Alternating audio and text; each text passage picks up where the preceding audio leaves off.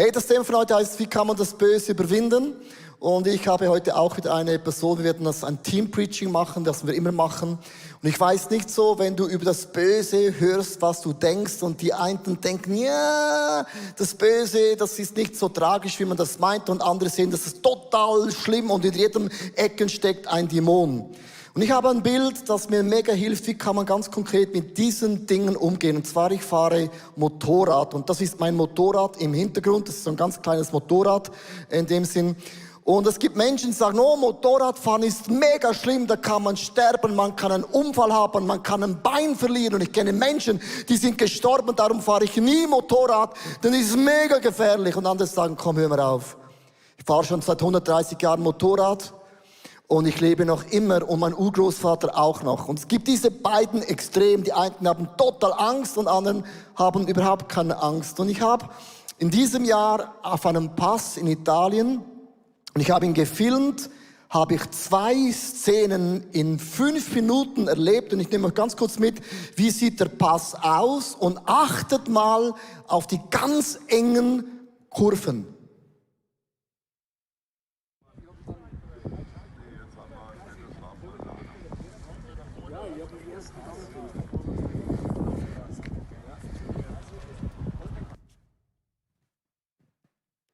Applaus, habe ich gefilmt. So, jetzt denkst du, was soll das? Ich sage nicht, wo es ist das Zimmelsjoch. Und als ich da hochfahre mit meinem Motorrad, hat ein Motorrad die Kurve nicht erwischt und ist so auf die Gegenspur gekommen und genau vor mich, und hätte ich nicht gehalten, wäre er tot gewesen. So, der eine hat die Kurve verpasst. Da habe ich gedacht, hey Scheibenkleister, was geht mit dir ab? Ich habe geschaut, es war ein Österreicher. Fähre 2 Kurven weiter und in der nächsten engen Kurve liegt ein Motorrad am Boden. Es war eine Frau und sie hat geweint und geweint und geweint, und dann haben wir alle gestoppt und haben gefragt, was ist? Und hat sie gesagt, die Kurve war so eng und ich hatte so Angst, dass ich umgefallen bin. Merkst du, die einen sind aus lauter Angst sind umgefallen und die anderen gesagt, oh, das kann mir nicht passieren, haben die Kurve verpasst. Wenn man liest, aus unerklärlichen Gründen die Kurve nicht erwischt, waren es einfach Menschen, die hatten keine Angst und keinen Respekt. Und ich sage immer, wenn du Motorrad fährst, und das ist das Stichwort Nummer 1, habe Respekt. Du brauchst bei allem Respekt im Leben. Respekt vor Gott, Respekt vor deiner Frau, Respekt vor deinem Mann unbedingt, Respekt vor deinen Kindern, Respekt vor dem Feind, und Respekt ist für mich das allerwichtigste Wort. Jetzt sagst du, aber ich bin ein guter Mensch, ich habe gestern einen Hamster gefüttert, vorgestern habe ich einer älteren Frau über den Gehsteig geholfen und ich trage immer die Maske, ich habe doch gut gelebt. Was hat denn der Feind mit meinem Leben dann zu tun? Ich möchte euch ganz am Anfang ein theologisches Bild malen, dass du verstehst, egal ob Hamster, Zebrastreifen, was auch immer, egal was du machst, du musst wissen, warum hat der Feind Anrecht, auch in deinem Leben. Und zwar, wir alle leben auf dieser Erde, und auf dieser Erde, das ist der Bereich, da wohnen wir Menschen. Ob du jetzt wohnst in Wallisellen oder zum Beispiel in Wallisellen oder zum Beispiel in Wallisellen. Wenn du jetzt zum Beispiel da wohnst oder zum Beispiel Wallisellen. Das ist der Ort, wo du wohnst, oder? Man kann auch im Aargau wohnen, wenn man will, aber muss man nicht. Muss nicht, man kann, muss nicht. So. Also, und der Himmel ist der Bereich, da wohnt Gott. Und diese 2 Bereiche, wer wohnt was, ist entscheidend, weil im Himmel, da wohnen auch die Gottessöhne, es wohnen die Engel, die himmlischen Ratsversammlungen, die Geisterwesen und auch die Sterne, sagt die Bibel, das gehört zum Himmel. Und der Luzifer war ein Engel gewesen, und er wollte sein wie Gott, und du weißt, dem Stolzen widersteht Gott. Und Gott warf den Luzifer, den Teufel, den Satan, wie auch immer, vom Himmel auf die Erde. Und der Einfallsbereich vom Feind ist und bleibt die Erde, und da wohnen wir, egal ob du im Aargau wohnst, in Wallisellen, wo auch immer du wohnst. In diesem Bereich kann der Feind wüten. Man übersetzt die Erde auch mit Sheol. Es ist die Unterwelt, es ist die Wüste, der Meer am Ort, wo die rebellen Geister und Götter wohnen. Und der Feind wohnt auf dieser Erde wie eine Schlange, wo sucht, wo gibt es Staub und Erde zu essen. Und die Erde steht für einen Begriff für Tod. Jeder, der auf diese Erde geboren wird, weiß auch, ich werde auf dieser Erde wieder sterben. Das ist auch der Ort vom Tod. Das ist der Ort, wo der Feind wirken kann. Und der Himmel ist ein Ort vom Leben. Das heißt, egal ob du gut oder nicht gut lebst, wir alle sind auf der Erde, wir sind in diesem Einfallsgebiet, sind wir, wo der Feind beginnt in unserem Leben zu wirken. Wenn du die Bibel liest, und ich habe das schon letztes Mal 5 Wörter, wo die Bibel das Böse beschreibt. Es ist zum Beispiel der Luzifer, der steht für den Verblender. Es gibt auch den Satan, den Teufel, den brüllenden Löwen oder auch den Antichristen. Und letztes Mal haben wir den Luzifer gesprochen, über den Verblender, und heute geht es um den Satan. Das Wort Satan findet man aus dem Griechischen und das bedeutet übersetzt, er ist der Hinderer. Der Feind macht alles, dass wir verhindert werden, den Blessing und die Güte und Gnade und Liebe und Frieden und Geduld Gottes in unserem Leben zu leben. Du hast einen Gegner, der alles macht, dass wir den Segen Gottes nicht erleben. Ich nehme euch mit, wie können wir dann mit dem umgehen? Und Psalm 23 erklärt uns eigentlich fast alles. Psalm 23, Vers 4. Und wenn es durch das dunkle Täler, hebräisch heißt das dunkle Tal, das Tal des Todesschatten geht, fürchte ich kein Unglück, denn du, Herr, bist bei mir. Eine ganz krasse Aussage. Dein Hirtenstab gibt mir Schutz und Trost. Jetzt habe ich gerade per Zufall einen Hirtenstab gefunden. Und wenn man so einen Bibeltext liest, was hat das zu tun mit dem Bösen? Die Bibel sagt, wir sind Schafe. Und ich habe ein Schafsbild mitgenommen und Schafe sind so flockig, so wollig, so niedlich, so meh. Und dann die kleinen Lämmchen, oh mein Gott, sind so herzig. Und die Älteren sind auch noch herzig, aber speziell die kleinen Lämmchen. Und wir sind so die Schafe, flockig, wollig, meh. Und ganz interessant, ein Schaf ist kein Kampfstier. Wenn die Bibel sagt, wir sind Schafe, sagt es auch theologisch aus, ein Schaf sieht nicht so weit, ein Schaf ist auch nicht so intelligent, aber ein Schaf macht sich keine Sorgen und auch keine Lasten. Und jetzt sagt die Bibel, dass mit diesem Hirtenstab leitet uns der Hirte. Gott ist immer an unserer Seite mit diesem Hirtenstab. Jetzt denkst du, Stab hin oder her, I don't care. Der Stab bedeutet, wenn ein Schaf stehen bleibt, nimmt der Hirte den Stock und schiebt das Schaf nach vorne. Geht ein Schaf verloren, holt es, tack, bang, zieht es zurück. Also führen, leiten und schützen. Und der gleiche Stab, der 2 Meter lang ist und war, brauchte man, um den Bären und den Löwen zu verschieben. Merkst du? Komm hin. Puff. Haust dem eins auf den Dockel. Also dieser Stab bedeutet, wir sind beschützt, aber auch geleitet und auch geführt. Und ich hätte es lieber. Gott führt mich nicht in das Todestal, sondern führt mich von Gipfel zu Gipfel, von Blessing to Blessing, Anointing. Ich hätte es gerne für dir stehen und mit einmal mit dem Stock schiebt er alle Feinde weg und dann ist es für immer erledigt. Wenn du Theologie studierst und auch die Bibel richtig lesen willst, musst du immer den Kontext lesen. Was heißt das vorher und was steht nachher? Wenn man das liest, so das ist ein Stab, denkt man, oh krass, Stab, aber es gibt einen Satz, der steht später da, im Vers 5a. Du lädst mich ein, also Gott hat eine Einladung ausgesprochen und du deckst mir den Tisch, es achtet, vor den Augen meiner Feinde. Gott schiebt ein Schaf. Das bist du und ich. Mit diesem Stab. an einen Tisch. Tête-à-tête mit Gott. Wow. Ich möchte euch bitten, dieses Bild einmal zu verinnerlichen. Hier ist Theologie drin, die ist crazy. Sondern dieser Tisch ist voll.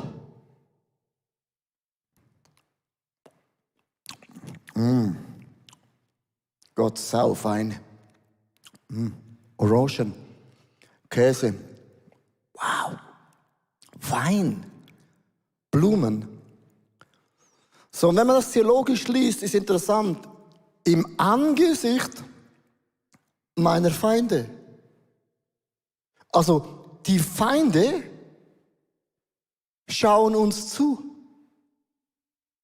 Es heißt nicht, ich werde die Feinde wegschieben, sondern solange du an diesem Tisch bist, werden die Feinde, Scheidung, Schulden, Süchte, Streit, Krankheit und Ängste, was auch immer, schauen auf dich hin und denken, wie kann ich es hinbringen, dass Leo, das Schaf, aufsteht vom Tête-à-tête und dann ist ein Schaf so etwas von tot. Es heißt nicht, ich werde die Feinde für immer vernichten, sondern im Angesicht von euren Feinden habe ich ein Tête-à-tête. Und die Bibel sagt, fehlt dir etwas? Nee. Hast du wenig Wein? Nee. Fehlt Banane? Nee. Hat sogar noch Blumen? In diesem Tête-à-tête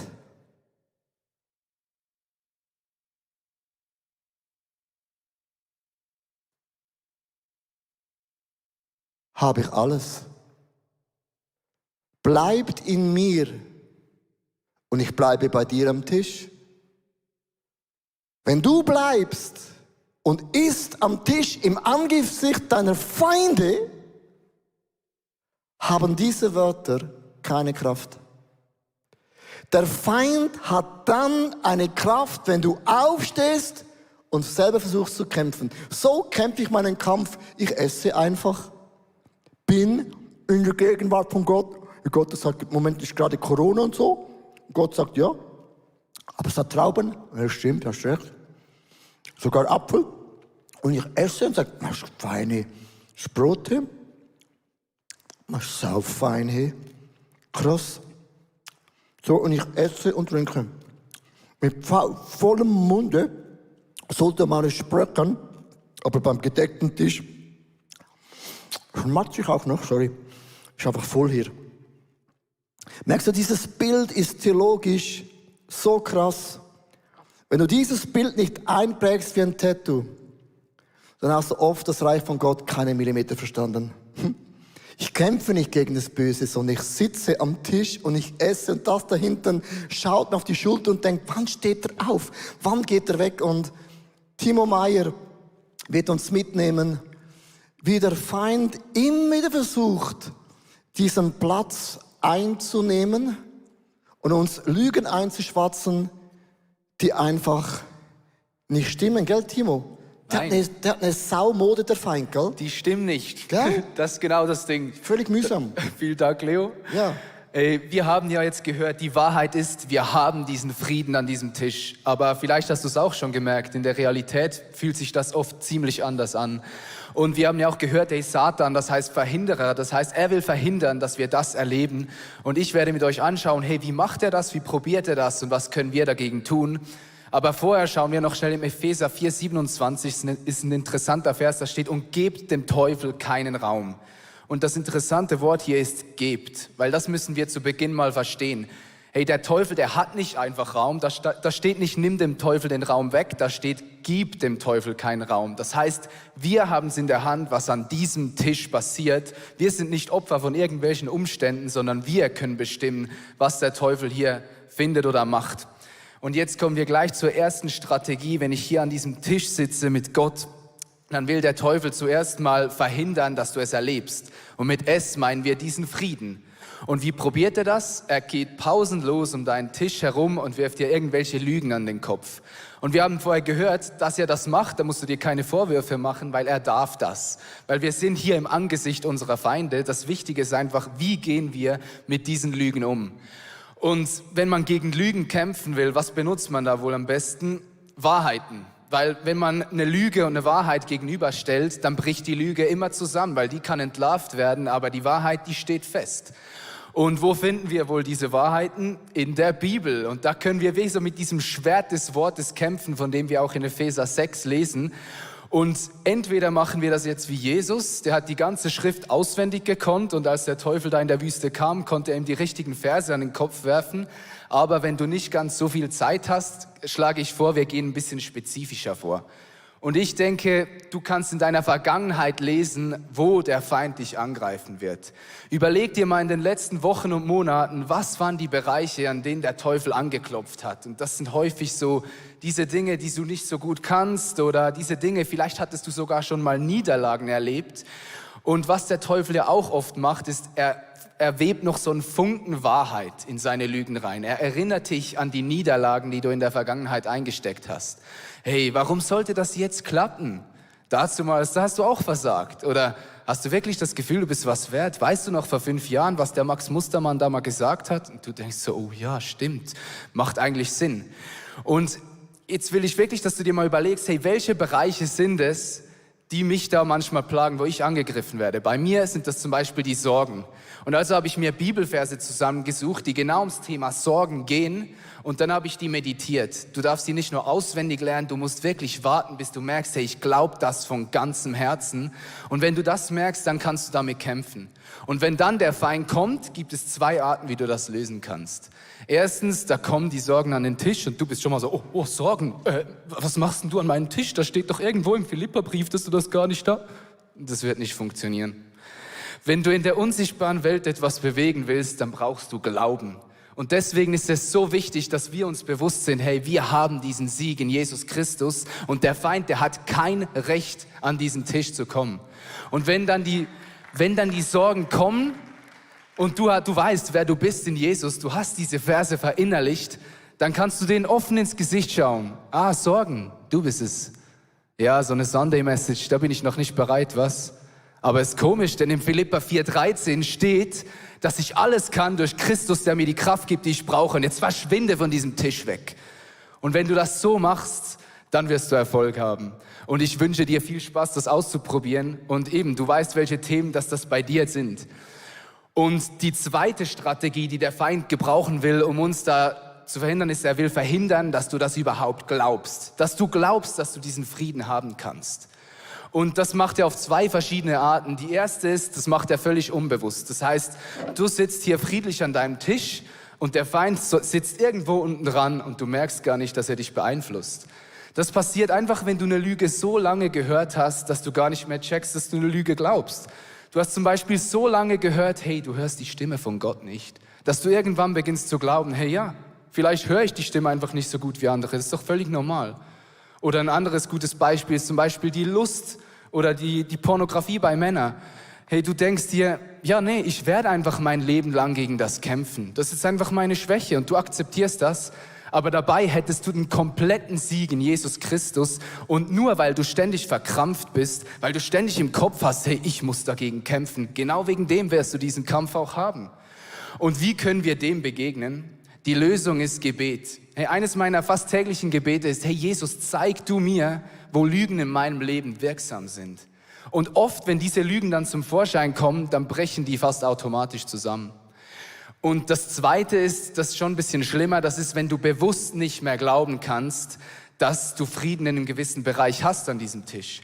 Ein Beispiel hier ist zum Beispiel, hey, du kämpfst schon so lange gegen finanzielle Schwierigkeiten, du kannst einfach nicht mehr glauben, dass Jesus da wirklich Frieden für dich hat. Oder du hast schon so lange Stress bei der Arbeit, dass du einfach nicht mehr glauben kannst, dass Jesus dir da Frieden schenken kann. Und da ist es echt schwer, alleine rauszukommen. Und schau dich mal um, wir sitzen nicht alleine irgendwo in der Wüste an unserem Tisch, sondern da sind ganz viele Tische verteilt in diesem Raum. Und ich ermutige dich einfach, hey, die Kirche, die sollte ein Ort sein, wo wir uns nicht schämen müssen, wenn das Leben mal nicht so aussieht wie irgendeine Instagram-Story, sondern wo wir offen über unsere Schwächen sprechen können, wo wir andere Leute an unseren Tisch holen können, wenn wir selber nicht mehr glauben können, wo sie uns an die Wahrheit erinnern können, wo sie uns Glauben machen können, wo sie für uns glauben können. Und lasst uns eine Kirche sein, wo wir wirklich offen, ohne Hemmungen über unsere Schwächen sprechen können, wo wir füreinander da sind. Und wir können das auch umdrehen. Vielleicht erlebst du diesen Frieden gerade in deinem ganzen Leben. Hey, du hast die größte Dinnerparty ever mit Jesus. Und dann gehen wir nochmal in Psalm 23,5. Da steht ja nicht nur, der Tisch ist angedeckt im Angesicht meiner Feinde. Da steht auch, mein Becher fließt über. Und ich habe mir überlegt, ja, was bringt mir denn das, wenn mein Becher überfließt? Vielleicht mal einen Flecken auf dem Tischtuch. Aber das bringt ja dir selber nichts, wenn dein Becher überfließt. Aber was wir tun können, ist, wir können genau mit diesem Überfluss zu den Menschen gehen, die selber gerade das Gefühl haben, dass ihr Becher leer ist und sie damit segnen. Und ich glaube, genau so funktioniert göttliche Gemeinschaft. Wenn es uns gut geht, segnen wir die es weniger gut haben. Und wenn wir durch eine schwierige Zeit gehen, dann können wir ohne Scham zu den Leuten gehen, denen es gut geht und Segen erwarten. Genau. Und die dritte Strategie, die der Feind benutzen will, die wir noch anschauen, ist, er will verhindern, dass du das überhaupt kannst. Und jetzt denkst du, ja, aber jetzt haben wir doch die ganze Zeit darüber gesprochen, dass wir das können. Und das stimmt. Aber genauso wie wir uns für diese Gemeinschaft entscheiden können, können wir uns auch gegen sie entscheiden. Wir haben einen freien Willen bekommen. Und das sehen wir ja schon ganz zu Beginn in der Bibel bei Adam und Eva, dass dieser freie Willen nicht nur einfach so happy clappy rauskommen kann. Weil wir haben eigentlich eine ziemlich ähnliche Situation wie sie dazumals. Sie hatten einen Garten mit allem, das sie sich wünschen konnten. Und wir haben einen Tisch, der so reich gedeckt ist. Und was ist da überhaupt drauf aus diesem Tisch? Hey, da ist einerseits eine Liebe, die dich da berührt, wo es nichts anderes kann. Die Welt kann dir das nicht schenken. Da ist eine Annahme, die dich befreit von irgendwelchen Druck und Sorgen, dass du irgendwas sein musst, irgendwas leisten musst. Und genau wie damals im Garten haben wir Gemeinschaft mit Gott, wie sie damals. Hey, aber der Feind, der nutzt heute noch genau dieselbe Strategie wie bei ihnen. Wir sind an diesem Tisch, wir haben alles, was wir brauchen und plötzlich kommt der Fokus auf so verführerische Früchte am Nachbartisch. Und du guckst nochmal auf den Tisch, hey, von denen hat's hier nichts. Und auf einmal wird das uninteressant. Und wir gehen langsam zu diesem Tisch, ui, die sehen so gut aus. Und auf einmal hörst du eine vertraute Stimme, die sagt, hat Gott wirklich gesagt, du sollst auf deinen Alkoholkonsum achten? Hat Gott wirklich gesagt, du sollst keinen Sex vor der Ehe haben? Und bei allen ist es etwas anderes. Irgendwann essen wir von diesen Früchten. Und da passieren verschiedene Dinge auf verschiedenen Ebenen, die müssen wir uns kurz anschauen. Zuallererst schadet das mir. Gott hat uns nicht gesagt, wir sollen nicht davon essen, weil er dann einen schlechten Tag hat, sondern weil es uns kaputt macht. Die sehen von außen vielleicht verführerisch aus, aber der Kern, der ist faul und es macht uns krank und kaputt. Das Zweite, was passiert, ist, wir machen diese Gemeinschaft mit diesem Gott kaputt. Wir geben diese Intimität auf und gleichzeitig ziehen wir den Stuhl dieses Feindes ein Stück zurück und früher oder später kann er ganz legal an diesem Tisch Platz nehmen. Und jetzt denkst du, wow, das ist eine Katastrophe und ich gebe dir absolut recht. Was können wir da dagegen tun? Und die Antwort ist absolut nichts. Aber dieser Gott, der kann und er hat was getan.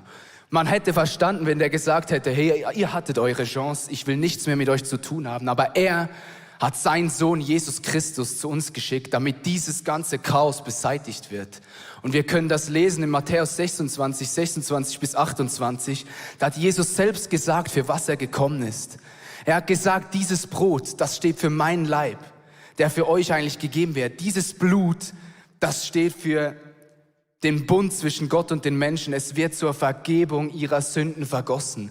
Genau wegen dem kam Jesus, um diese Gemeinschaft wiederherzustellen, um diesen Stuhl vom Feind wieder so zu positionieren, dass er keinen Raum mehr hat.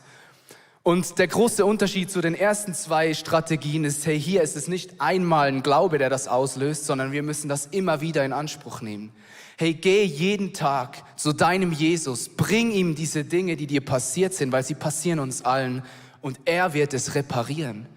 Und der Titel dieser Message lautete, hey, wie kannst du das Böse überwinden? Und die Antwort ist nicht irgendwie eine 3-seitige Formel, sie ist relativ simpel, aber wunderschön. Durch das Blut von Jesus Christus. Und Jesus hat mit diesem Blut einen teuren Preis bezahlt, damit wir frei sein dürfen.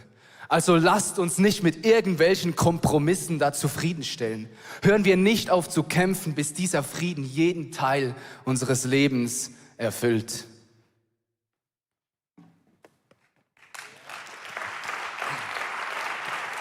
Come on. Wie kämpft man gegen das Böse?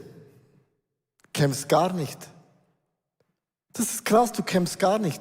Ein Schaf kann nicht kämpfen, du bist ein Schaf. Kämpf mal als Schaf. No chance.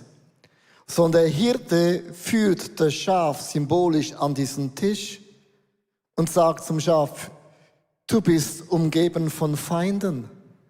Und diese Feinden, solange du lebst auf dieser Welt, wirst du die nie wegbringen. Die sind immer einen Teil, die dir über die Schulter schauen und versuchen, dass du aufstehst. Weißt du, wie du die Kämpfe kämpfst? Ganz einfach. This is how I fight my battle. Wie? Ich esse. Am Thema ist auch ein bisschen. Wow. Du kannst auch noch schmatzen. Auf das habe ich gewartet. Schmatzen, ich darf. Keine E-Mails, ich darf.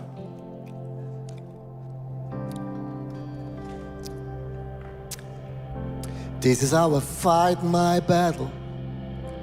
Wie? Bleibt in mir und ich bleibe am Tisch bei euch. Wir stehen immer wieder auf und gehen zu diesem blöden Äpfel und denken, ich muss selber kämpfen, I'm selber. Und Gott sagt, no. This is how I fight my battle. Timo, Gott schenkt dir ein. Fehlt dir etwas? Oh, hör mal auf, ey.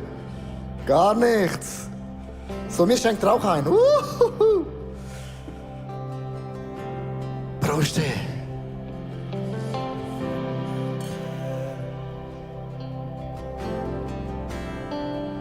Oh.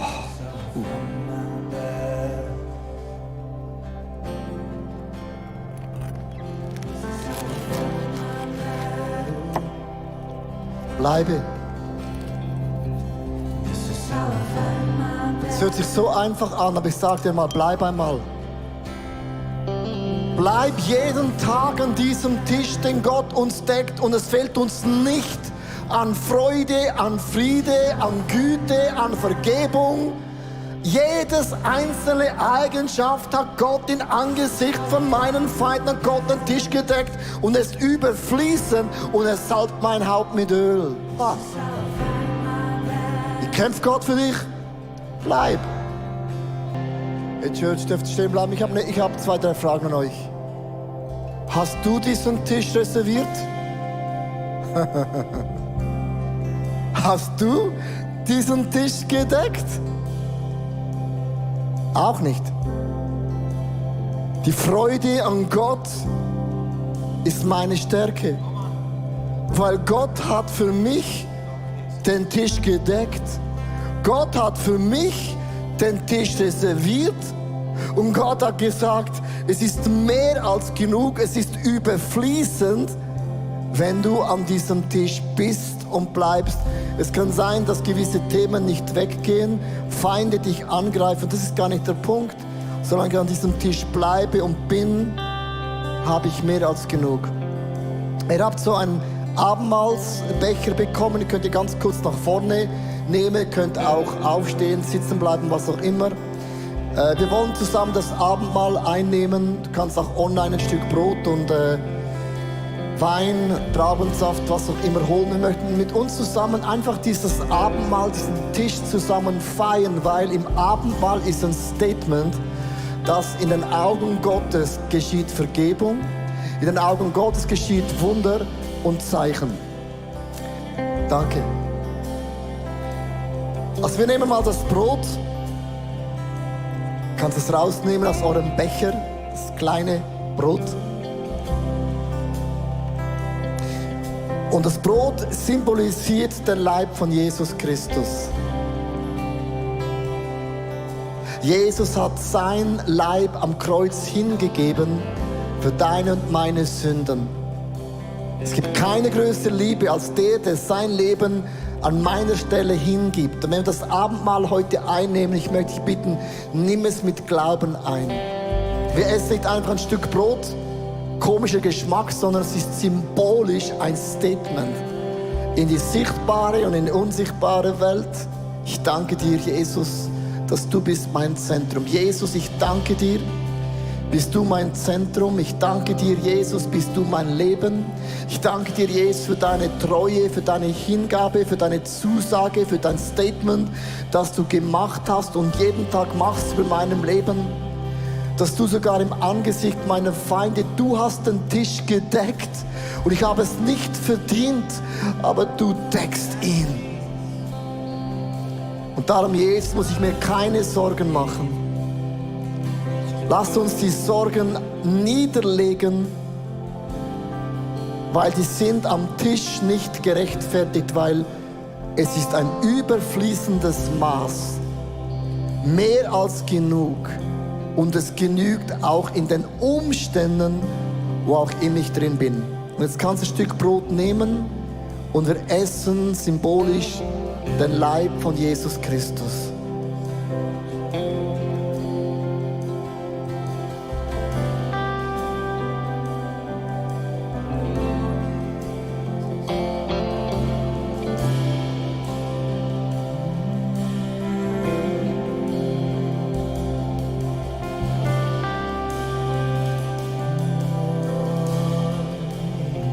Und ich mache es eigentlich immer so, wenn ich dieses Brot esse, dann mache ich mir bewusst, hey, was ist in den letzten Tagen passiert, dass ich Jesus abgeben darf?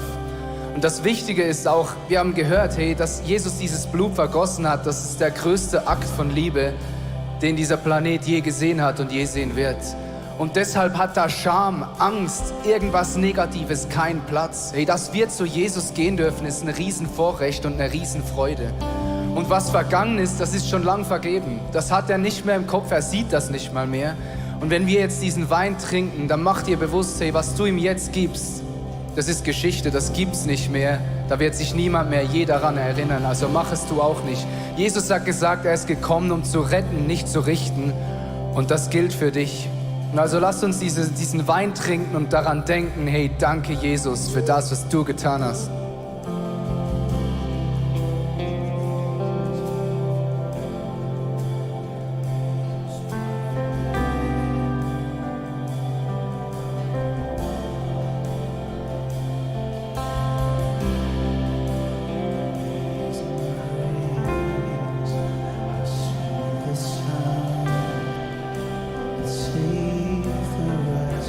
Und ich bete, dass du, Heiliger Geist, jetzt einfach durch die Reihen gehst. Ich bete auch für die Online-Livestreaming, für alle Locations, für alle Podcasts, YouTube, für jeden einzelnen TV-Channel. Ich bete, dass du, Geist Gottes, durch die Reihen gehst. Du bist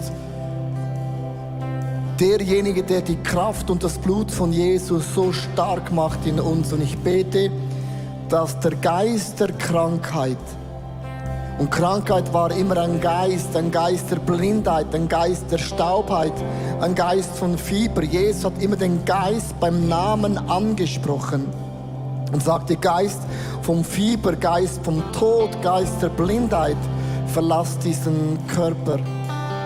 Und ich befehle jetzt im Namen von Jesus Christus, dass der Geist der Krankheit, und er hat einen Namen, befehle ich jetzt in der höchsten Autorität, die es überhaupt in diesem Universum gibt, ist der Name von Jesus.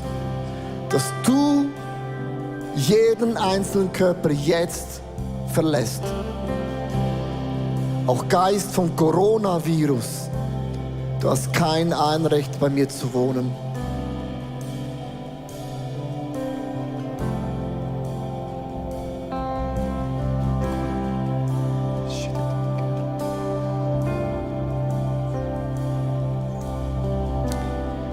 Church, ich möchte dich einladen, einfach in den nächsten paar Augenblicken, wie symbolisch, dass du an den Tisch sitzt.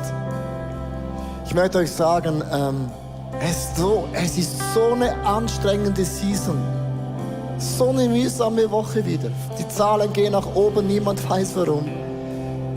Machen wir Ladies Lounge live, machen sie nicht live. Das sind 1000 Dinge, die sind wir konfrontiert als Leidenschaft seit Monaten. Und es geht uns so, es geht dir so, du hast eine Familie, du hast keine Ahnung, machst du wieder Homeschooling übernächste Woche, I don't know. Du hast vielleicht eine Firma gestartet. Jeder von uns und jede von uns ist irgendwo in einem Challenge drin. Leute, die heiraten, ja, können wir heiraten, können wir nicht heiraten, es sind 1000 Dinge. Und es macht mega müde.